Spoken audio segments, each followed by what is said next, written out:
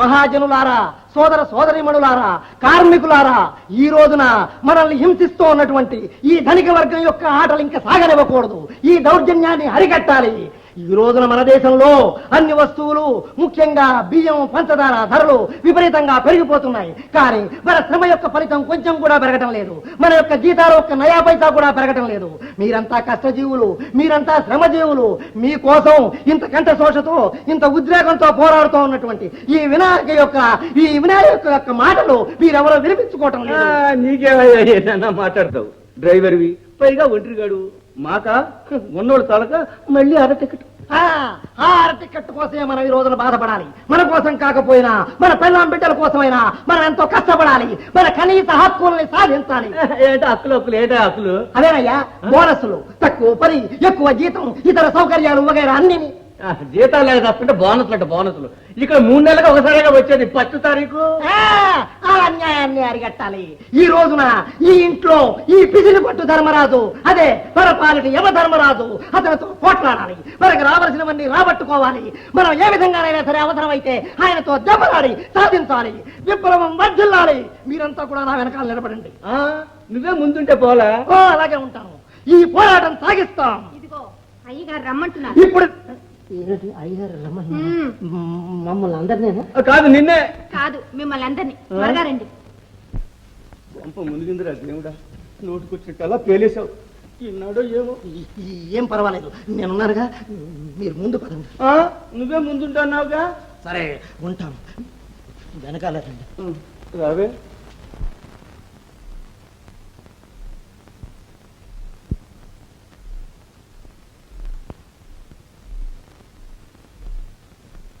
రావయ్యా స్టాలిన్, రా.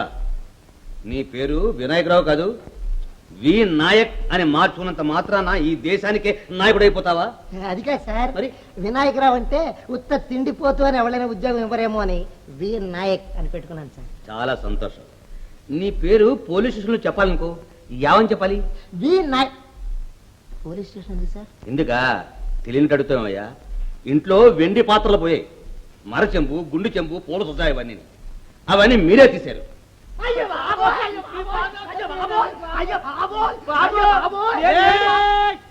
ఏమిటయ్యా గొడవ చేస్తావు? మంచి చెడ్డ లేకుండాను. సార్, మేమేమరగండి, మేము తీయలేదండి. వెండి బంగారం మాకెందుకు సార్? ఎందుకా అమ్ముకుంటారు, లేకపోతే తాకట్టు పెట్టుకుంటారు. ఆ తాకట్టు నా దగ్గరే పెట్టుకుంటారా? వడ్డీ డబ్బులు ఎక్కడతాయి? అసలు మేము తీయలేదు సార్. అవును, ఇలా ఎందుకు చెప్తారు?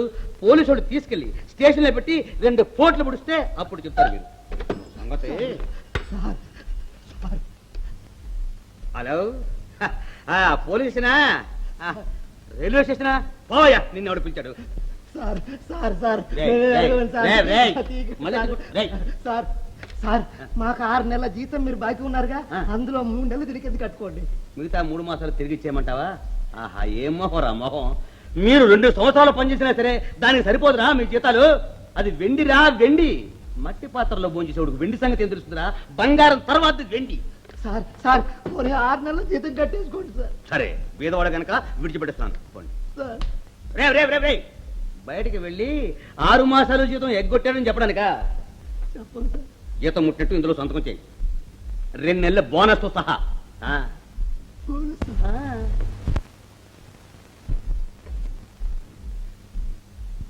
సరే, దీపావళి వెళ్ళాక కనిపించండి. అలా కూర్చుంటున్నాడండి.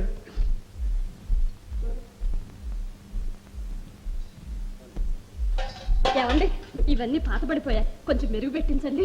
నీ అమ్మ గడుపు కాలా, ఇవి ఇప్పుడు ఎందుకు పట్టుకొచ్చేది? వాటి కదా మెరుగు, నీ బుర్రని పట్టించాలి మెరుగు. బాగానే ఉంది కానీ పండగ ముందు పని వాళ్ళందరినీ పంపించేశారేమండి? అదేనే మన పాలసీ. పండగ ముందు తీసి పారేస్తాం, పండగ తర్వాత మళ్ళీ పెట్టుకుంటాం. లేకపోతే ఈ పండగ ఖర్చులు, మామూలు, బోనస్లు ఇవన్నీ ఎవడుకుంటాడే? అయ్యో రామ, ఇంటి చాకరంతా ఎవరు చేస్తారండి? ఇంకెవరు చేస్తారే? అత్త కోడలు ఇద్దరు ఉన్నారుగా. ఏమండి, కోళ్ళు ఉత్త మనిషి కాదు, 3 మాసమే చెప్పేమే. ఏమేవ్, ఈ 6 మాసాలు ఖర్చు సగానికి సగం తగ్గించేయాలి. కోడలా కంటే మగ పిల్లనే కనాలి, ఆడపిల్లని కన్నావా జాగ్రత్త. ఏమేవ్, వట్టిదని కుడిదేమో కోడలు. నిజమేనని చెప్పే, ఆడపిల్లంతా అంతా ఖర్చే మనకి. అయ్యో నా కర్మ. కర్మ నీది కాదే, నాది కర్మ.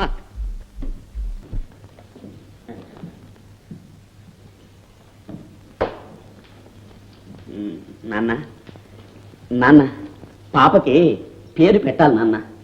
అవునండి, ఇన్నాళ్ళకి లేక లేక మన ఇంట్లో ఆడపిల్ల పుడితే పేరు పెట్టడానికి నలుగురిని పిలవకపోతే ఊళ్ళో వాళ్ళు ఏమనుకుంటారో చెప్పండి. ఊళ్ళో వాళ్ళ కోసం మనం ఇక్కడ పేరు పెడతామే, మన ఇష్టం వచ్చినప్పుడు మనం ఇష్టం వచ్చిన పేరు పెట్టుకుంటాం. అది కరెక్టే.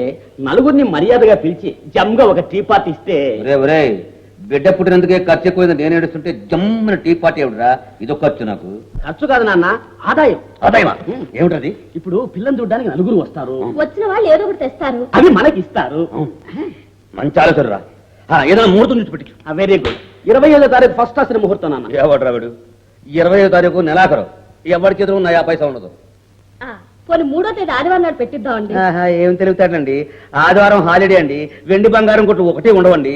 వచ్చిన వాళ్ళంతా సారి కొట్టులో ఏమి తేలేకపోయామంటారు సార్. మరి ఏం చేద్దామండి? 2వ తారీఖు శనివారం ఏర్పాటు చేస్తే మధ్యాహ్నం ఆఫ్ డే తేడానికి అన్ని ఏర్పాట్లు. సరేలే నాన్న, బారసాలకు రండి అని పత్రికలు కొట్టించేస్తాను. కొట్టించే దాన్ని వట్టినే కొట్టిస్తే లాభం లేదురా. దానికి ఏదైనా ప్రోగ్రామ్ ఒకటి జోడించాలి. ప్రోగ్రామా? అయితే ఒక గవాయి పాట కచేరీ అరేంజ్ చేద్దామా? గవాయి పాట నువ్వే వినాలిరా, ఎవడింటాడు రా? పోనీ భరతనాట్యం పెట్టిద్దామండి. అవును, చూస్తావా భరతనాట్యం తోలు బొమ్మలు. మరి ఏం చేద్దాం నాన్న? మంచి సినిమా స్టార్ డాన్స్ ఏర్పాటు చేస్తే బాగుంటుందా? సినిమా స్టారా? అవును. సరేలే, వచ్చినట్లే. మనం పిలిస్తే వాళ్ళు వస్తారా? బిజీగా ఉంటారు. రావాలట్రా, ప్రోగ్రామ్ లో వేసేస్తాం. అవును. జనం అంతా వచ్చేస్తారు. కానుకలు కట్నాలు అన్ని తెస్తారు. అవన్నీ పుచ్చుకుంటా పెట్లు పెడతాం, తాళం వేస్తాం. మరి స్టార్ ఏదంటే ట్రైన్ మిస్ అయింది, రాలేకపోయారు. అంచేత మా అబ్బాయి డాన్స్ చేస్తాడు చూడండి. తల వచ్చిన వాళ్ళంతా తల్లెపొచ్చి వెంటనే ఇంటికి పోతారు. ఆ ఒంటివన్నీ నువ్వెందుకమ్మా నవ్వుతావు? అసలు ఈ కార్యం అంతా ఎవరు చేయించాలి? బారసాలంటే మీ అన్నయ్య చేయించాలి. సిగ్గుని మొక్కడికి నవ్వే సింగారం అని నవ్వు ఒకటి నవ్వు. అసలు దరిద్రుడు సంబంధం చేసుకున్నాం. పెళ్ళింది మొదలుకొని పిల్ల పుట్టి వరకు ఒక్కసారి వచ్చి చూసి వెళ్ళాడా? రేపు వస్తారుగా బారసాలకి, ఆ పెట్టవలసిన నాలుగు ముఖమే పెడతాను.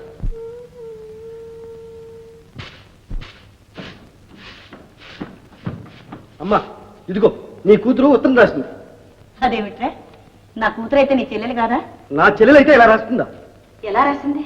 ఎలా రాసిందా చూడు. అన్నయ్య, నీకు చెల్లెలు ఉందన్న సంగతి ఇంత త్వరలో మర్చిపోతావు అనుకోలేదు. విన్నావమ్మా, విన్నావా? నేను మర్చిపోయాను. తనకే మాత్రం జ్ఞాపకం ఉంది. నాకింత జబ్బు చేసింది. ఒకనాడైనా చూడడానికి వచ్చింది, ఒక కాదు ముక్కైనా రాసింది. అది ఆడపిల్లరా? అయితే ఒక ఇంటి కోడలైన తర్వాత దానికి ఏమాత్రం స్వతంత్రం ఉంటుంది? ఓహో, ఈనాడు ఈ ఉత్తరం రాయడానికి మాత్రం స్వతంత్రం వచ్చింది కాబోలు. అది సరే పోనీ, ఇంకా ఉంది విని. నాకు ఆడపిల్ల పుట్టింది. ఈ వార్త మీద నువ్వు సంతోషిస్తావని అనుకుంటా. ఏమ్మా దీనికేమిటద్దాం? ఏమిటా? నీ తర్వాత నేను పెళ్లి చేసుకున్నా, నాకు పిల్ల పుట్టింది, నీకు ఇంకా పుట్టలేదు, పుట్టే యోగ్యత కూడా లేదు, అందుకని ఏడుస్తావేమో నీగా. విశ్వం, ఏమిట్రా నీకేమైనా మతిపోయిందా?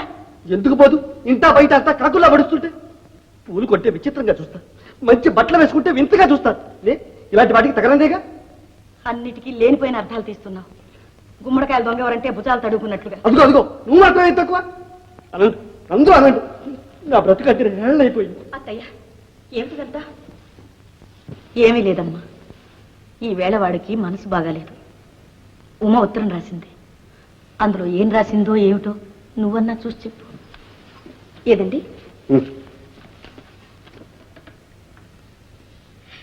రేపు బుధవారం బారసాలట, మిమ్మల్ని తప్పక రావాలని రాసింది. ఎందుకు?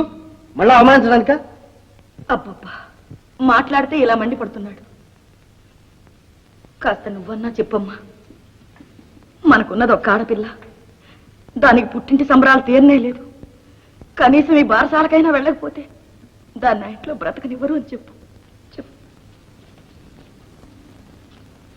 ఏమండి, ఎందుకండి అలా బాధపడతారు? నీకు తెలియదు శారద, నేనంటే అందరికీ తేలికైపోయింది. మీరు ఊరికే ఊహించుకుంటున్నారు. ఎవరు కానీ మిమ్మల్ని ఎందుకు అవమానిస్తారు? అందులో తోబుట్టువు. అత్తవారింటికి వెళ్ళిన ఆడపిల్ల బాధ మీకు తెలియంది కాదు. ఇలాంటి కార్యాలకు పుట్టింటి వాళ్ళు తృణమో పణమో ఇవ్వకపోతే నలుగురిలో తల తీసేసినట్టుంటుంది. ఇది మేనమా బాధ్యత. మీరు తప్పక వెళ్ళాలి. వెళ్తారా? వెళ్తాను.